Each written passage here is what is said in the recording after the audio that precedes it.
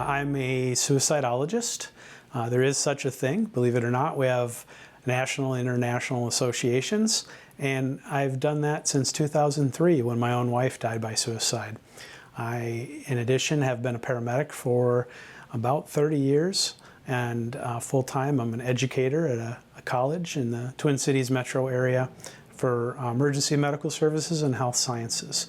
And I've studied suicide and published articles and presented on it all over the country and all over the world.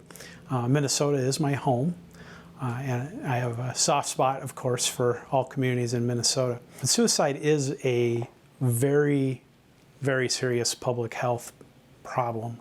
It is the second leading cause of death for 15 to 24-year-olds in the United States. It is the 10th leading cause of death overall, and it doesn't show signs of letting up, aside from the little small 2-year break we had over the pandemic. I can explain to you why that decreased, and now we're increasing again. I hope to help shed light on what suicide is about, some of the leading theories on why it happens, some things that you can do to talk to people or about suicide and engage the community in prevention efforts.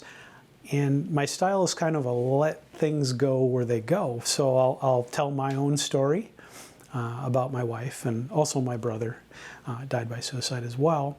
And then I will go into some local statistics here for Itasca County that I've culled from the Department of Health death records. I look forward to what we can accomplish in reducing suicide rates here in Itasca County. I think it's totally achievable.